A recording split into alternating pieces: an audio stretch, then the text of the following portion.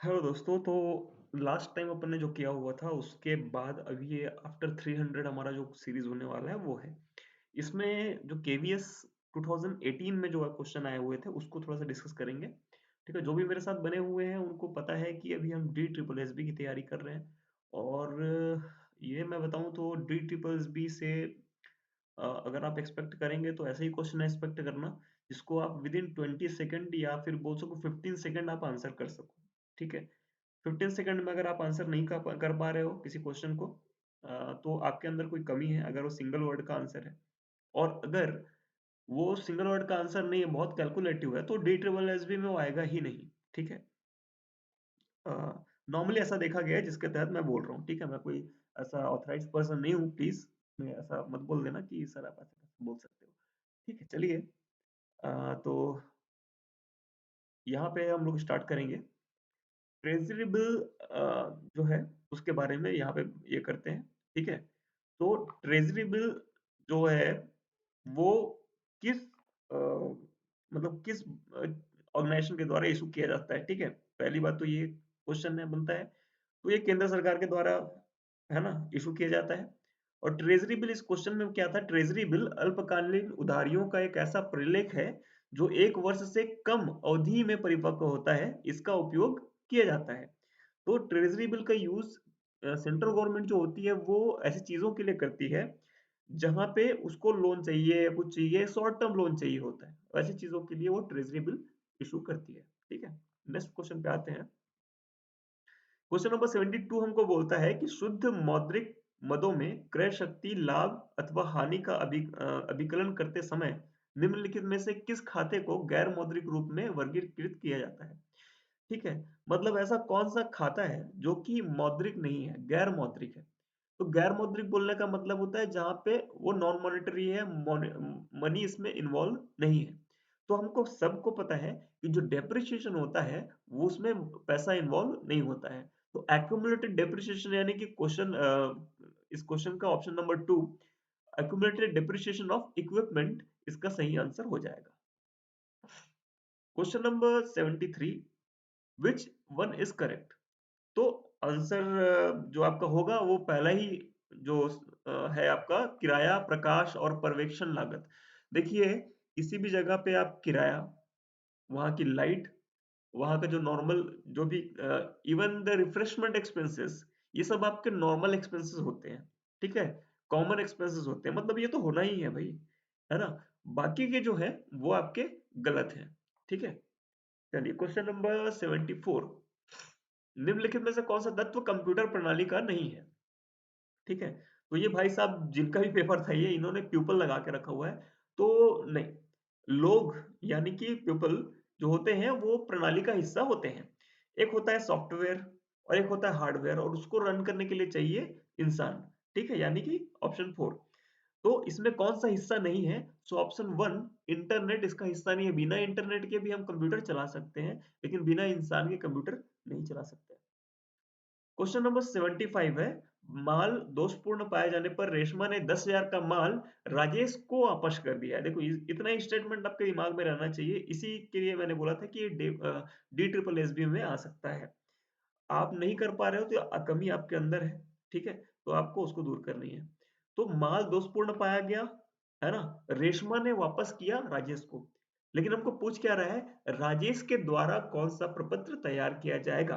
ठीक है, तो जो राजेश है उसकी बुक में सबसे पहले एंट्री क्या हुई होगी, जब उसने रेशमा को सामान बेचा होगा। तो रेशमा को जब सामान बेचा होगा तो एंट्री हुई होगी, देखिए यहाँ पे मैंने एक लिखा भी हुआ है, Reshma account debit to sales account. ठीक है, उसके बाद उसने किया होगा sales return account debit to Reshma's account. ठीक है, तो जहां मैंने रेशमा को क्या किया, क्रेडिट, है ना, तो इसके लिए क्या बनाएगा, एक क्रेडिट नोट। सेम इसका ऑपोजिट जो है, वाइस वर्सा कौन करेगी, रेशमा करेगी। तो रेशमा के लिए क्या हो जाएगा, ये परचेज रिटर्न हो जाएगा। तो जिसने परचेज किया था उसको रिटर्न कर रही है वो, तो उस पर्टिकुलर केस में वो डेबिट नोट इशू करती है। ठीक है, एक और चीज बोलूंगा कि जो सेशन है उसको लाइक कर दीजिएगा, है ना। और ये जो है सेशन हमारा, सब्सक्राइबर हमारे नहीं बढ़ रहे हैं अगेन, तो सब्सक्राइबर प्लीज ध्यान दें कि अगर आप देख रहे हैं तो सब्सक्राइब कर लीजिए। और वीडियो को लाइक भी नहीं मिलता है तो लाइक कर दीजिए प्लीज, मेहनत लगती है इसमें भी। आगे चलते हैं। पीजीटी कॉमर्स अगेन 2018 का 76 क्वेश्चन, निम्नलिखित में से कौन सा वित्तीय विवरणों के विश्लेषण का एक प्रयोजन यानी उद्देश्य नहीं है। यहाँ पे प्रश्न जो है, ये जो भाई साहब थे उन्होंने बहुत अच्छा लगाया हुआ था, है ना, बहुत समझने वाली बात है। डी ट्रिपल एस बी में ऐसे ही क्वेश्चन पूछे जाएंगे। वित्तीय विवरणों के विश्लेषण का प्रयोजन, देखिए यहाँ पे एनालिसिस का बात किया गया है, फाइनेंशियल स्टेटमेंट का बात नहीं किया गया है।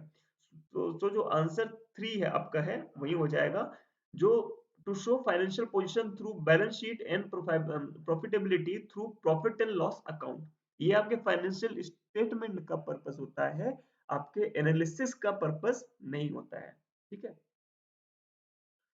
Question number 77, Shri limited purchase a machine for 40 lakh, 40 lakh का मशीन खरीदा है। 25% जो है उन्होंने कैश दे दिया है, बाकी जो बाकी जो है वो 400 रुपए वाले 8% जो डिबेंचर है ना, उसमें 20% प्रीमियम में उन्होंने दिया है। तो यहाँ पे कई बार ऐसे मिस्टेक्स होती है कि हम 20% प्रीमियम का मतलब, कई बार ऐसे होता है ना लॉजिकली, अगर आप बहुत सारे अकाउंट सॉल्व कर लें तो 400 का 500 कर देते हो क्योंकि 25% है। तो ऐसा नहीं होगा, ठीक है, क्योंकि यहाँ पे 25% 20% में थोड़ा सा ऐसे आ जाता है। ठीक है, तो यहाँ पे 400 का 20% है, तो 400 का 20% विच इज 80 रुपीज। सो आपको कैलकुलेशन मैंने नीचे दी भी हुई है। तो 40 lakh into 25% is equal to 10 lakh, इतना अपन ने क्या किया, कैश पे किया है। उसके बाद 40 लाख माइनस 10 लाख, तो वो 30 लाख जो है वो आप डिबेंचर से पे करेंगे। और 30 लाख डिवाइड बाय 480 जो पर शेयर का प्राइस है, उसको अगर करेंगे तो 6250 शेयर्स जो है, सॉरी डिबेंचर जो है, वो हम यहाँ पे इशू करेंगे। ठीक है, चलिए आगे चलते हैं। आगे आपको बोला जा रहा है कि the industry which combines various ingredient into a new product is known as. एक इंडस्ट्री है जो बहुत सारी चीजों को कंबाइन, बहुत सारे इंग्रेडिएंट को कंबाइन करती है। ठीक है, चीजों को कंबाइन नहीं कर रही है, ये इंग्रेडिएंट को कंबाइन कर रही है। और जहाँ इंग्रेडिएंट की बात है तो सब्जी याद कर लेना, मम्मी की बनाई हुई सब्जी, सब्जी में जब एक बार मिर्च चला गया, एक बार नमक चली गई, तो वो वापस अलग नहीं की जा सकती। ठीक है, वही इंडस्ट्री होती है आपकी सिंथेटिकल इंडस्ट्री, यानी संश्लेषणात्मक, जो संश्लेषण कर लेता है, सिंथेसाइज कर लेता है किसी चीज को, ऐसी इंडस्ट्री होती है सिंथेटिकल इंडस्ट्री। ठीक है। अब कई लोग, जो ये भाई साहब भी है, इन्होंने ऑप्शन 4 लगाया हुआ था, इनका गलत हो गया, मुझे बड़ा दुख है, क्योंकि इनका कहीं ना कहीं ये थोड़ा सा चूक गए। असेंबलिंग इंडस्ट्री में क्या होता है भाई, कि इसमें जो होता है कि आप चीजों को अलग अलग देख सकते हैं। जैसे कि आप असेंबलिंग का एक एग्जांपल ले लो, कार का। ठीक है, तो कार के जो टायर लगे होते हैं वो एमआरएफ के होते हैं। तो एमआरएफ एक अलग कंपनी है, लेकिन आपको दिखाई दे रहा है। ठीक है, आपके उसमें जो सीट कवर्स होते हैं उसमें एक अलग लेवलिंग होती है कि पर्टिकुलर सीट कवर किसने बनाया, किस कंपनी ने इसको डिजाइन किया। ठीक है, एयर बैग कौन डिजाइन किया, ठीक है, तो स्टेयरिंग कौन डिजाइन करता है। तो ये सारी चीजें जो है असेंबलिंग इंडस्ट्री के अंदर आती है, जहाँ पे आप अलग अलग चीजों को अलग अलग नाम से पहचान सकते हो, इवन उसका अलग करके यूज भी कर सकते हो। मतलब एक कार के टायर को दूसरे कार में लगाया जा सकता है। ठीक है, लेकिन जो सिंथेटिकल इंडस्ट्री होती है उसमें से आप एक्सट्रैक्ट नहीं कर पाओगे। एक बार जो उसमें मिल गई चीज, उसको आप पहचान भी नहीं पाओगे कि इसके अंदर डला हुआ है वो चीज। Question number 79, which one is correct. So इसमें जो ऑप्शन नंबर 2 है कि openness to experience is a personality dimension that characterizes someone in term of imagination, sensitivity and curiosity। भाई जिसके अंदर क्यूरियोसिटी होगी, जिसके अंदर इमेजिनेशन पावर होगी, वही तो एक्सपीरियंस गेन करेगा ना। आप अगर ओपननेस आपके अंदर नहीं है, ठीक है, ओपननेस आपके अंदर नहीं है, तो आप एक्सपीरियंस ग्रैब करने के लिए पहली बात तो ओके नहीं हो, आप सेटल नहीं हो उसके लिए। तो पहले ओपननेस जरूरी है। ओपननेस के साथ आपके अंदर क्यूरियोसिटी होनी चाहिए कि आपको जानना है, ऐसा नहीं कि बस ओपन हो लेकिन जानना नहीं चाहते। So option 2 will be the correct answer, बाकी आपके गलत है। Question number 80, Anil endorse a bill for 10,000 in favour of Chinki. ठीक है, तो अनिल ने चिंकी के पक्ष में 10,000 रुपए का एक बिल बेचान कर दिया या इंडोर्स कर दिया। ये जो बिल है विजेंद्र पर लिखा गया था। ठीक है, मतलब ओरिजिनल जो बिल था वो किसके नाम पे से था, विजेंद्र के नाम से था। जो देय तिथि पर विजेंद्र ने बिल का भुगतान कर दिया, ठीक है, विजेंद्र ने देय तिथि पर बिल का भुगतान कर दिया, मतलब पेमेंट कर दिया उसने। तो देय तिथि पर विजेंद्र अपनी लेखा पुस्तकों में किसके खाते को नामे करेगा? तो भाई मुझे ये बताइए, नामे करेगा ये पूछा, ये ऐसा ही क्वेश्चन आया था आपके ईएमआरएस में। यहाँ पे बच्चे कंफ्यूज हो जाते हैं, लोग नाम खोजना शुरू कर देते हैं, चिंकी और अनिल का नाम खोजना शुरू कर दिया। तो लेकिन यहाँ पे भाई ने बहुत सही लगाया है, आंसर होगा बिल्स पेबल अकाउंट, ठीक है। So bills payable account debit to cash, यहाँ पे आप लिखेंगे जिस दिन आप भुगतान करेंगे, मतलब जिस दिन विजेंद्र ने भुगतान किया होगा, तो विजेंद्र के लिए वो क्या था, बिल्स पेबल था। तो bills payable account debit to cash, Vijendra ने ऐसा एंट्री किया होगा अपनी बुक्स में। क्वेश्चन नंबर 81, एशिया में प्रथम स्कंद विपणि यानी कि पहला स्टॉक एक्सचेंज 1875 में कहाँ खुला था? So answer will B four, answer four, question sorry option four, Mumbai में, यानी जिसको हम लोग बॉम्बे बोलते हैं, ठीक है, ओरिजिनली। तो बॉम्बे में ये हुआ था और आज भी इसका नाम जो है बॉम्बे स्टॉक एक्सचेंज है, ठीक है। नेक्स्ट पे चलते हैं। नेक्स्ट क्वेश्चन जो हमारा है वो है, सो हमारा नेक्स्ट क्वेश्चन है कि 1 सेकेंड। हाँ, नेक्स्ट क्वेश्चन हमारा है कि ओपनिंग स्टॉक हमको दिया हुआ है, परचेस दिया हुआ है, वेजेस दिया हुआ है, interest on loan, closing stock दिया हुआ है, हमसे पूछ रहा है सीओजीएस क्या होगा, कॉस्ट ऑफ गुड्स सोल्ड, यानी कि बेचे गए माल की लागत क्या होगी। हम सबको पता है सीओजीएस का फॉर्मूला क्या होता है, ओपनिंग स्टॉक प्लस कर लेते हैं, प्लस कर लेते हैं परचेसेस, और प्लस कर लेते हैं डायरेक्ट एक्सपेंसेस। अब यहाँ पे एक कंफ्यूजन जो होती है कि डायरेक्ट एक्सपेंस क्या होता है, interest on loan direct expense होता है क्या? नहीं होता। लेकिन डायरेक्ट एक्सपेंस क्या होती है इसको जानना जरूरी है। डायरेक्ट एक्सपेंस वो चीजें होंगी जो एक सामान में, ठीक है, बहुत बेसिक जो डेफिनेशन है वो मैं आपको दे रहा हूँ। जो एक सामान होता है, उस सामान में जो चीजें डायरेक्ट पुट की गई होंगी वो आपकी डायरेक्ट एक्सपेंस होंगी। जैसे कोयले की कॉस्ट होगी। अगर आपको एक कंपनी चलानी है, एक मशीन को चलाना है, उसके लिए आग जलानी जरूरी है, तो कोयले की कॉस्ट फैक्ट्री कॉस्ट में आएगी, और फैक्ट्री कॉस्ट जो होगी आपकी डायरेक्ट कॉस्ट हो जाती है, ठीक है। तो वेजेस हो जाते हैं, कैरिज इनवर्ड जो है आपका वो हो जाता है। इस टाइप की जो कॉस्ट होती है वो सारी की सारी आपकी डायरेक्ट कॉस्ट हो जाती है, ठीक है। So option D, option four will be the correct answer, 3,50,000, ठीक है। कैलकुलेशन आपको दिख रहा है किस तरह से हुआ है। Next question 83, dividend is usually paid on, dividend किस पे पे होती है? तो जितना पैसा आप मुझे दोगे मैं उस पे इंटरेस्ट उतने में ही पे करूंगा, इतना तो आप जानते हो। तो जो हमारा लाभांश होता है, जो हमको प्रॉफिट मिलता है, वो उतने पे ही मिलता है जितने पर्टिकुलर शेयर के पैसे हमने दिए होंगे। जैसे अगर मैंने 100 रुपए के शेयर खरीदे, लेकिन 80 रुपये ही मैंने अभी दिए हैं, तो मुझे 80 रुपए के हिसाब से ही मुझे प्रॉफिट मिलेगा, मुझे 100 रुपए के हिसाब से प्रॉफिट नहीं मिल सकता, ठीक है। Option two, paid up capital will be the correct answer.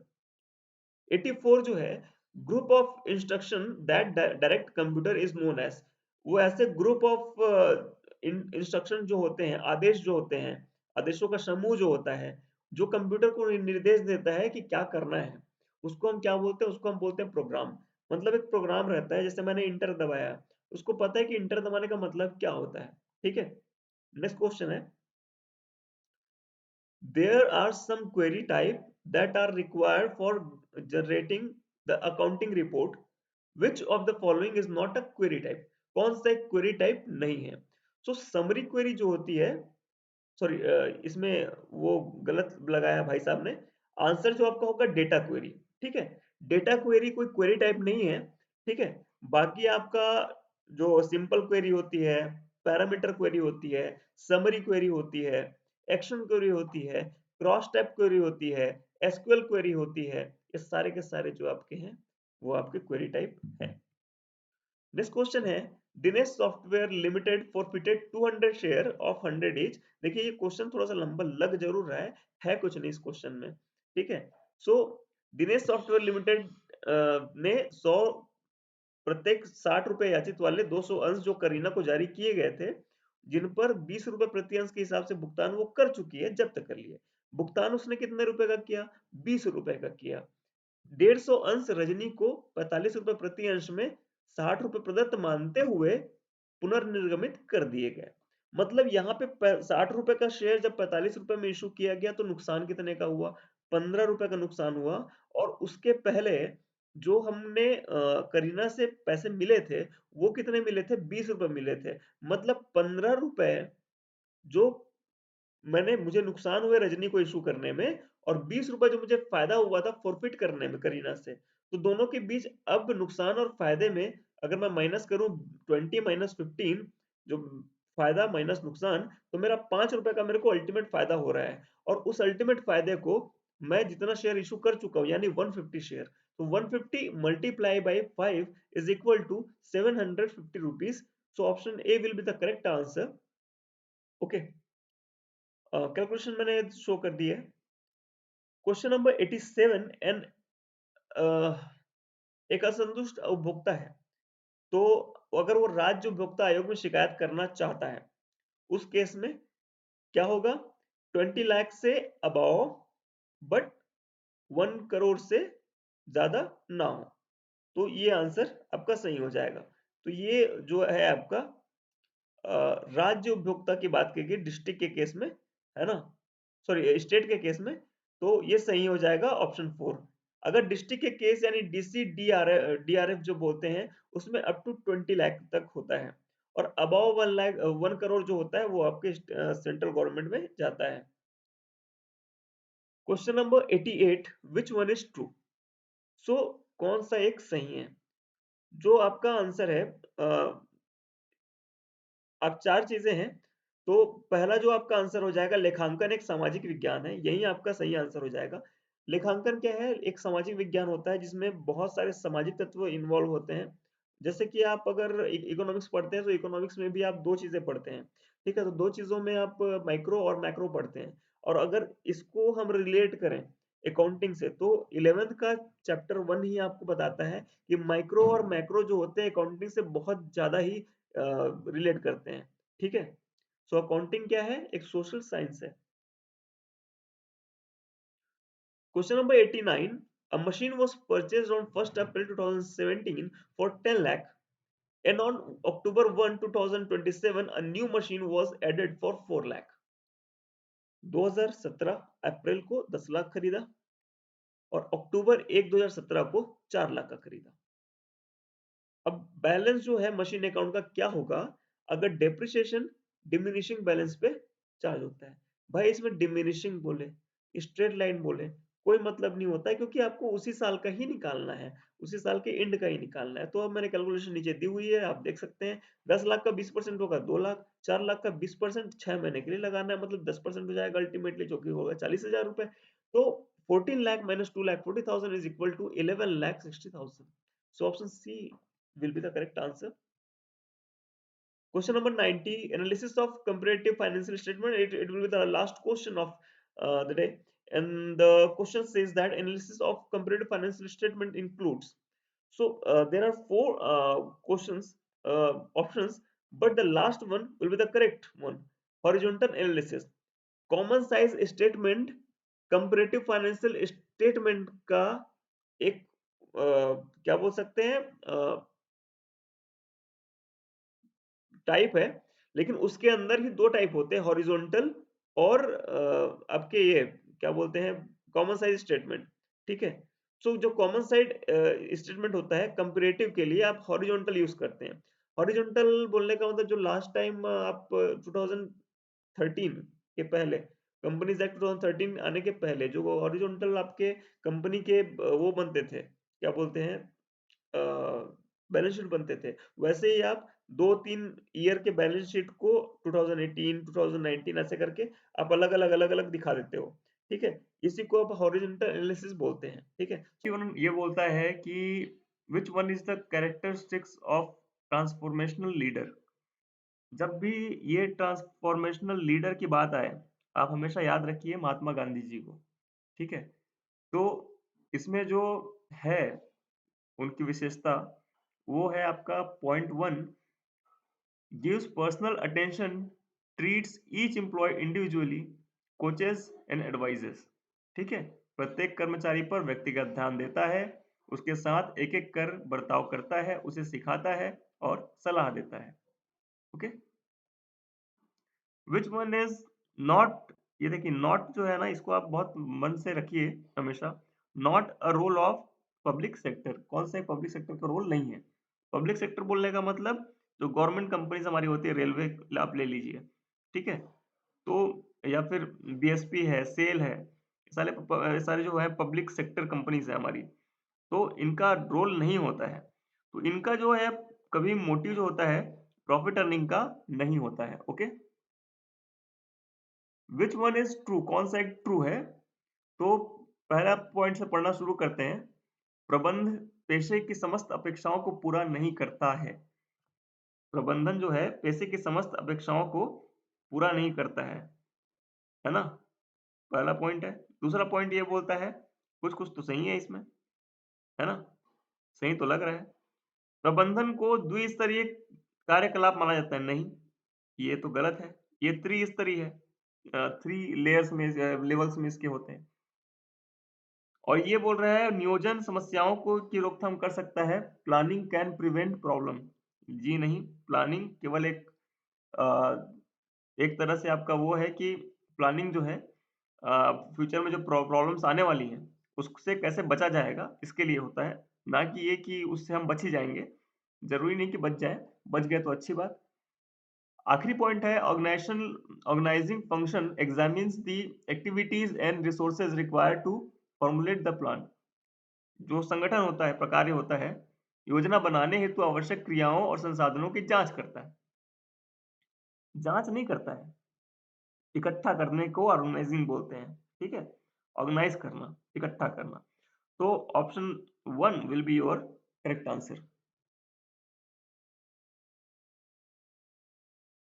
Question number 94. It is a market where low risk, unsecured, and short term debt instruments that are highly liquid are issued and actively traded every day. This market is known as, इसको अपन बोलते हैं money market, ठीक है, money market इसको बोला जाता है।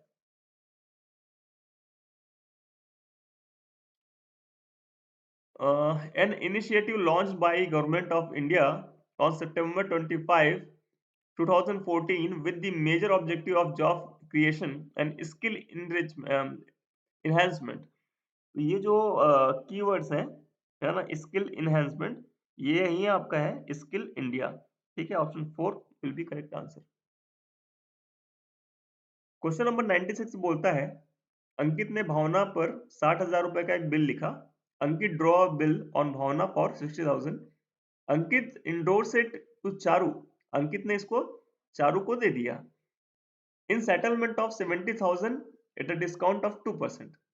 70,000 के सेटलमेंट में दिया था और डिस्काउंट 2% का। अब देखिए ये जो क्वेश्चन है, सेम क्वेश्चन आपका ईएमआरएस से पूछा गया है, ठीक है, सेम क्वेश्चन आपका ईएमआरएस से पूछा गया है। तो ये जो क्वेश्चन है सेम आप याद रखेंगे, ये क्वेश्चन बहुत इंपॉर्टेंट भी है। और कुछ चैनल हैं जिन्होंने थोड़ा सा गलत इसका आंसर दिया हुआ था, एक दो चैनल मैंने देखे। तो अब थोड़ा थोड़ा इसमें वो रखना, क्लियर रखना अपने माइंड को कि यहाँ पे 2% जो बट्टा है, जो डिस्काउंट दिया गया है, वो डिस्काउंट जो है आपको कैश डिस्काउंट दिया गया है। जो 2% है, ये 2% आपका एक तरह से क्या है, कैश डिस्काउंट है ना, कैश डिस्काउंट है ये। और ये कैश डिस्काउंट मिलता कैसे है, जब आप किसी को प्रॉम्प्ट पेमेंट करते हो ऑन द स्पॉट, तब मिलता है। इस पर्टिकुलर केस में क्या हो रहा है कि if the bill is dishonored on the due date by the what amount will Charu debit Ankit. कौन से अमाउंट से चारू अंकित को डेबिट करेगी, ठीक है। तो यहाँ पे जो आपका सोल्यूशन दिया हुआ है, मैंने यहाँ पे लिख के रखा हुआ था कि 70,000 का 2% आपका 1400, ये आपका क्या हो जाएगा, कैश डिस्काउंट हो जाएगा। उसके बाद 60,000 जो है बिल का प्लस 8,600, मतलब 10,000 जो बचा आपका, उसमें से 1,400 रुपये आप घटा देंगे, माइनस करेंगे तो 8,600 बचेगा। ये आपका, ये इन्होंने कैश पेमेंट किया, ठीक है, इन्होंने कैश पेमेंट किया। अब 60,000 जो बिल डिसऑनर हुआ, प्लस 1400 कितना, मतलब 61,400, ये आपको दिख रहा है ऑप्शन 1 में। ठीक है, तो ऑप्शन 1 में आपको सही आंसर मिल जाएगा। कितना हम उसके अकाउंट को क्या करेंगे, डेबिट करेंगे। नेक्स्ट क्वेश्चन है 97, विच वन इज फॉल्स, कौन सा एक गलत है, पढ़ते हैं। Controlling is monitoring organisational performance, ठीक है। कंट्रोलिंग जो है ना, वो संगठनात्मक निष्पादन की निगरानी है। दूसरा जो बोल रहा है, ये मतलब ये तो पूरा गलत ही है, कंट्रोलिंग निगरानी नहीं है ना। दूसरा जो है, directing involve leading influencing and motivating employ, कर्मचारी में नेतृत्व प्रदान करना, प्रभावित करना और अभिप्रेरित करना निर्देशन में शामिल है। ठीक है ना, ये दोनों के दोनों जो है आपके सही है। सॉरी सॉरी, गलत है बोल दिया था मैं, ये दोनों के दोनों आपके सही है ना, ये भी सही है। Organising does not consider allocating resource, ये डज नॉट अगर ना लिखा होता तो ये स्टेटमेंट सही था। ठीक है, organising consider allocating resources to carry out a specific plan, तो यही वाला आपका गलत है। ठीक है, यही वाला स्टेटमेंट आपका गलत है। बाकी चौथा जो है, staffing is finding the right people for the right job, हाँ ये भी सही है। ठीक है, तो option 3 will be wrong one, wrong statement. Question number 98 बोलता है, which of the following quality certification is used for electrical goods, तो इसमें मैंने लिखा भी हुआ है एफपीओ कहाँ यूज होता है। एफपीओ जो आपके पैक्ड फूड प्रोडक्ट आते हैं उसमें यूज होता है। आईएसआई जो होता है वो इलेक्ट्रॉनिक जो गुड्स आपके होते हैं जितने भी, उसमें यूज होता है। आपके टीवी हो गए, रेडियो हो गए, आपके फ्रिज हो गए, इसमें आईएसआई यूज होता है। एक मार्क जो है फॉर एग्रीकल्चरल प्रोडक्ट, जैसे कोई बीज बेच रहा है, सीड बेच रहा है, यूरिया बेच रहा है, ऐसी चीजों के लिए यूज होता है। हॉलमार्क जो है आपके गोल्ड, ये ओल्ड लिख दिया मैंने, ये ओल्ड नहीं है। ठीक है, ये है गोल्ड, है ना, ये है गोल्ड एंड सिल्वर गुड्स या ज्वेलरी, है ना। बिस्किट आप खरीद लेते हैं, ज्वेलरी आप खरीदते हैं, उसके लिए आप हॉलमार्क यूज करते हैं। सो option 3 will B correct answer. Again यहाँ पे ऑप्शन 4 कर दिया मैंने, option 3 will B correct answer for electronic goods, ISI will be followed. Next question है, during the year 2017-18 the net profit of a company is 7 lakh, मतलब 7 लाख रुपए जो आपकी है वो प्रॉफिट है, नेट प्रॉफिट। उसके बाद आपको बोल रहा है gain on sale of non current investment 1 lakh रुपए का है ना। तो अपन को बेसिकली निकालना क्या है, ऐसे क्वेश्चन जब भी आपको दिखे तो सबसे नीचे आ जाइए पहले, the net flow inflow of cash from operating activity, ये निकालना है अपन को। तो गेन ऑन सेल क्या है, ये नॉन ऑपरेटिंग है ना, ये नॉन ऑपरेटिंग है, दैट्स व्हाई ये नॉन ऑपरेटिंग है, दैट्स व्हाई इसको माइनस करेंगे अपन। 15,000 अगेन आपका हो रहा है प्रीमियम और रिडम्पशन ऑफ प्रेफरेंस शेयर, ये भी आपका नॉन ऑपरेटिंग है, तो इसको प्लस करेंगे। 1 लाख हमको मिला है तो उसको वापस कर देंगे, 15,000 हमने दिया है तो वापस ले लेंगे, डेप्रिसिएशन हमने लगाया है वापस ले लेंगे 2 लाख का, पेटेंट राइट ऑफ किया गया 3 लाख का, इसको भी आप ले लेंगे वापस, 4 लाख लॉस हुआ है, इसको भी वापस ले लेंगे, सारी चीजें प्लस कर देंगे। Answer will 15,000, sorry 15,15,000। So the option 2 will be correct answer. Next question है, voucher prepared for the transaction with multiple debit and multiple credit is known as, देखिए ये ऐसे क्वेश्चन थोड़े से दिख नहीं रहे होंगे आपको, उसके लिए क्षमा चाहता हूँ, है ना। चैनल को अगर आपने अभी तक सब्सक्राइब नहीं किया है तो प्लीज सब्सक्राइब कर लीजिए। Okay, thank you so much. तो ये जो है voucher prepared for the transaction with multiple debits and multiple credits is known as, मतलब राम अकाउंट, श्याम अकाउंट, ये दोनों डेबिट कर लिए अपन ने, है ना, और इधर लिख दिया to cash to debtor. Let suppose ये कोई एंट्री नहीं होती है, गलत एंट्री है, लेकिन मैं बस पास कर रहा हूँ। एक तरह से अगर इस तरह की एंट्री होती है, इसको अपन बोलते हैं कॉम्प्लेक्स वाउचर। ठीक है, कॉम्प्लेक्स वाउचर बोलते हैं।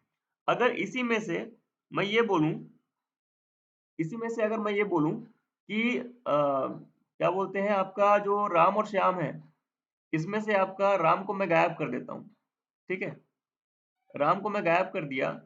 अब ये जो है, इतना जो आपको दिख रहा है, ये आपका हो जाएगा कंपाउंड वाउचर, ठीक है। तो कंपाउंड वाउचर और कॉम्प्लेक्स वाउचर में बेसिक डिफरेंस क्या है? कंपाउंड वाउचर में single debit with multiple credit, या मल्टीपल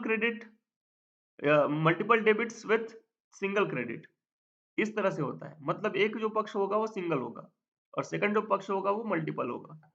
जबकि जो आपका कॉम्प्लेक्स वाउचर होता है, उसमें मल्टीपल डेबिट्स होते हैं और उसके साथ ही मल्टीपल क्रेडिट्स होते हैं, ठीक है।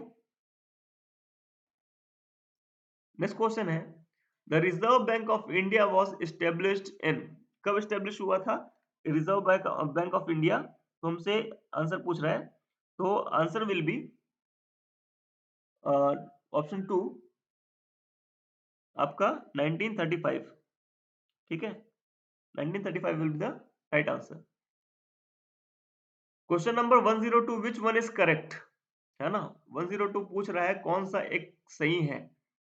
तो आपका ऑप्शन है पहला, any amount of fund can be generated through trade credit. तो नहीं भैया, कोई भी अमाउंट जनरेट नहीं होता है, केवल उधारी से आप जनरेट कर सकते हैं, ठीक है। ट्रेड क्रेडिट मतलब आप बाजार से सामान खरीद रहे हैं, है ना, तो उधार में खरीद सकते हैं। दूसरे प्रकार के फंड आप लोन और बाकी चीजें आप ट्रेड क्रेडिट में जनरेट नहीं कर सकते। दूसरा जो है, factoring does not create any charge on the asset of firm. तो हाँ, ये बात सही है। जो फैक्टरिंग होती है, फैक्टरिंग क्या होती है, जैसे आपके डेटर हो गए, है ना, आपके क्रेडिटर हो गए, दो टाइप के आपके फैक्टर ले लेते हैं। तो एक क्रेडिटर है, उसको पे ऑफ करने के लिए आपने डेटर को बोला कि भैया एक काम करो, क्रेडिटर भैया आप एक काम करो, आप डेटर, ये जो हमारे डेटर है इससे आप पैसे ले लेना, तो अल्टीमेटली मैं यहाँ से आउट हो जाऊंगा, है ना। तो फैक्टरिंग कर दिया आपने, मतलब आप जब एक लायबिलिटी को पे ऑफ करने के लिए अपने एक एसेट को यूज करते हो, है ना, तो उसको अपन फैक्टरिंग बोल सकते हैं। और फैक्टरिंग ऐसी चीज होती है जहां से आपको कोई अलग से चार्ज देना नहीं पड़ता, ठीक है, क्लियर है। थर्ड जो है, rate of interest offered on public deposits are usually lower than that offer on bank deposit. तो पब्लिक डिपॉजिट का रेट लोअर रहता है ऐसा तो नहीं होता, पब्लिक डिपॉजिट का जो रेट होता है वो हायर रहता है ना, बैंक डिपॉजिट से। लास्ट जो है, convertible debenture can be converted before the expiry of specific period, है ना, बिफोर द एक्सपायरी ऑफ, देखिए यहाँ पे बिफोर वर्ड यूज हुआ है, बिफोर नहीं कर सकते, after the expiry of specific period आप उसको कर सकते हैं convert. Question number 103, cash collected from debtor would be deemed as, जो कैश कलेक्ट हुआ है डेटर से उसको क्या माना जाता है? तो आपने, आपका कैश, कैश और डेटर, कैश और डेटर दोनों, दोनों जो है एक ही खाने में होते हैं, दोनों ही एक ही खाने में होते हैं, उसको अपन क्या बोलते हैं, करंट एसेट। तो करंट एसेट ही है, एक गया और दूसरा आया, या फिर एक आया और दूसरा गया, दोनों में ही no flow of fund will be the right answer. Question number 104, which one is human cause for business risk, कौन सा एक ह्यूमन काउज है? तो पॉलिटिकल डिस्टर्बेंस, ये आपका पॉलिटिकल काउज है। Uncertainty related to collection of dues from customers, है ना, ये आपका क्या बोलते हैं, बिजनेस में जो रिस्क इन्वॉल्व होता है उसका काउज है। तीसरा जो है वो आपके stoppage of work due to power failure, देखिए किसी इंसान ने अपना काम ठीक से नहीं किया होगा और उसके वजह से पावर फेल हो गई, ये आपका ह्यूमन काउज है। तो option 3 will be the right answer. Option 4, heavy rain लिखा हुआ है, हैवी रेन जो है आपका नेचुरल काउज है। Which one of the following is not correct, कौन सा एक करेक्ट नहीं है? सो ऑप्शन 1 आपको बोल रहा है कि partnership is the relation between persons who have agreed to share the profits of a business carried on by, उसके बाद देखिए यहाँ पे एनी लिखा है, जबकि डेफिनेशन क्या है, कैरिड ऑन बाय ऑल और, ठीक है, और any of them acting for all. तो ये डेफिनेशन थोड़ी सी कम हो गई और यही वाला आपका नॉट करेक्ट होगा, ठीक है। Option one will be the correct answer. Option question number 106, which one is correct? Please like the video and subscribe the channel. ये मैं फिर से आपको बोल रहा हूँ क्योंकि सब्सक्राइबर कम है, बोलना पड़ता है, ठीक है। तो ये आप देखेंगे, अगला क्वेश्चन जो आपका है, ये है करेक्ट कौन सा है? तो trade credit is a free, cost free source of finance, और दूसरा बोल रहा है trade credit involve implicit cost. तो ट्रेड क्रेडिट कॉस्ट फ्री नहीं होता, पहली बात तो ये तो गलत है। आप सामान उधार लेते हो किसी से, आपको भले लग रहा है कि ये कॉस्ट फ्री है, लेकिन इसमें इम्प्लिसिट कॉस्ट होती है। आप अगर फ्यूचर में एडवांस अकाउंटिंग करेंगे तो आपको इम्प्लिसिट और एक्सप्लिसिट कॉस्ट के बारे में जानकारी मिलेगी। तो इसमें कौन सा कॉस्ट होता है? इम्प्लिसिट कॉस्ट होता है, ठीक है, अंतर्निहित लागत होती है। नेक्स्ट है question number 107, which one of the following statement is not appropriate for provision? कौन सा प्रोविजन के लिए एप्रोप्रिएट नहीं है पूछा है ना, एप्रोप्रिएट नहीं है। प्रावधान के बारे में निम्नलिखित में से कौन सा कथन उचित नहीं है, सही नहीं है, मतलब गलत बोला गया है? तो ये है कि आपका creation of provision satisfied the principle of conservatism. हाँ, बिल्कुल सही बात है कि कंजर्वेटिज्म प्रिंसिपल के अंदर ही आप प्रोविजन को क्रिएट करते हैं। सेकंड जो है, provision is a charge against profit, बिल्कुल सही बात है।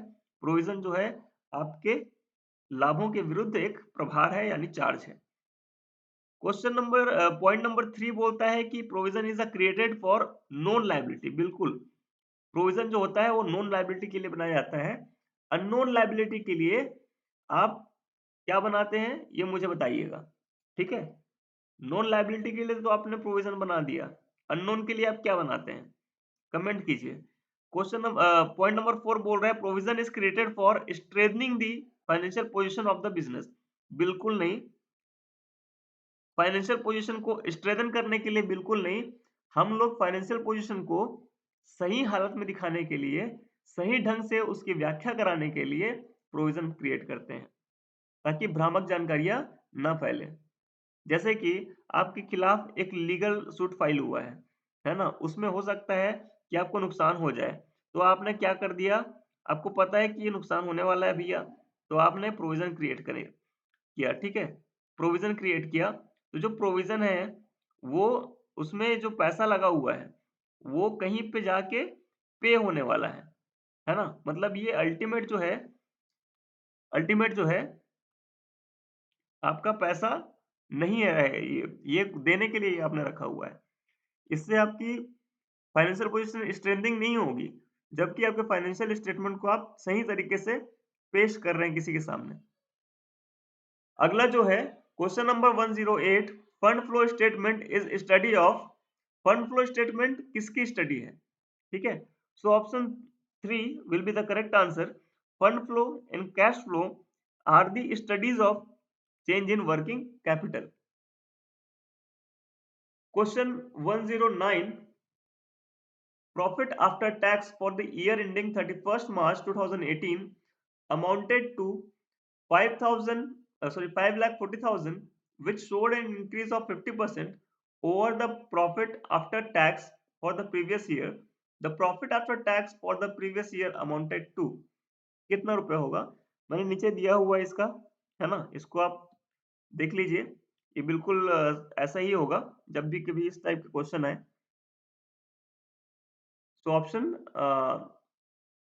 3 will be correct answer, 3,60,000. Last question of the day. Which of the following is not a mode of liquidation of company? कौन सा एक liquidation का mode नहीं है? So option 4 will be correct answer. Winding up by the director. Who are the directors? Directors are the employee employee of an company. तो कोई employ company बंद कैसे कर सकता है, मुझे बताइए? ठीक है? तो ये ऑप्शन आपका गलत है, बाकी सारे सही हैं। इस क्वेश्चन का आंसर आप मुझे कमेंट बॉक्स में दीजिए। Which one is not a characteristics of coordination? ठीक है? कौन सा एक कोऑर्डिनेशन की कैरेक्टरिस्टिक नहीं है? ठीक है? Thank you so much for the day. Have a good day to all of you. Please subscribe the channel, like the video.